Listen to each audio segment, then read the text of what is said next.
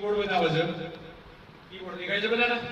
આ કીબોર્ડ ની અંદર જુઓ તમે તો કીબોર્ડ બેઝિક ઇનપુટ ડિવાઇસ કહેવાય બેઝિક ઇનપુટ ડિવાઇસ એટલે કે આપણે કોઈ પણ માહિતી મોકલવા માટે પહેલું જે પ્રાથમિક ઇનપુટ ડિવાઇસ કહેવાય ને કીબોર્ડ કહેવાય તો આ કીબોર્ડ ની અંદર અલગ અલગ બટન વાઇઝ અલગ અલગ બધા કીઝ જે છે એને ગોઠવવામાં આવે છે કેવી રીતે ગોઠવવામાં આવે છે તો પહેલા તો ફંક્શન કીઝ એક કીબોર્ડ ની લાઈનમાં ઉપરની સાઈડ જોઈએ તો પહેલા ફંક્શન કીઝ આવતી હોય છે F1 થી F12 સુધી તો તમને દેખાય છે ઉપરની સાઈડ દેખાય તો F1 થી F12 સુધી દેખાય છે એક ફંક્શન કીઝ દેખાય છે પછી આલ્ફાબેટિકલ કીઝ આલ્ફાબેટિકલ એટલે આલ્ફાબેટ A to Z ખબર છે બધાને ABCD ટાઈપ કરીએ છે A to Z કહેવાય પછી નંબરિંગ કીપેડ નંબરિંગ કીપેડ એટલે નંબરિંગ કીપેડ છે હવે આ નંબરિંગ કીપેડ ની અંદર જોઈએ તો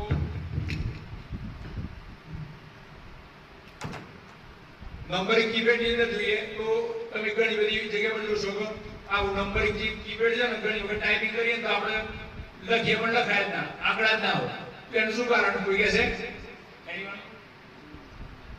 બોલો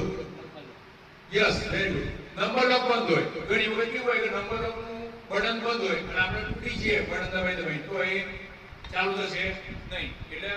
નંબરિંગ કીપેડ જે છે એ નંબર લોક નું આપણે એક બટન આવતું હોય છે દબાઈએ તો ચાલુ થાય તો જ નંબર્સ લખાશે નહીં તો નંબર લખાશે નહીં પછી કીબોર્ડ ની અંદર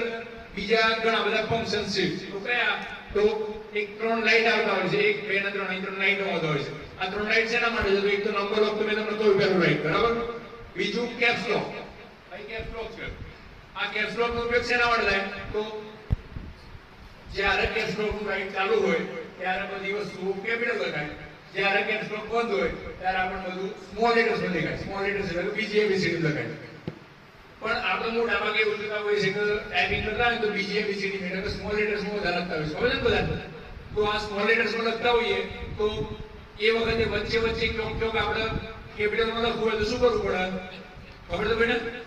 શિફ્ટ એક શિફ્ટ નામનું બટન છે એક અહીંયા છે અને એક ડાબી બાજુ જમણી બાજુ બંને બાજુ શિફ્ટ નું બટન રાખી છે કેમ તો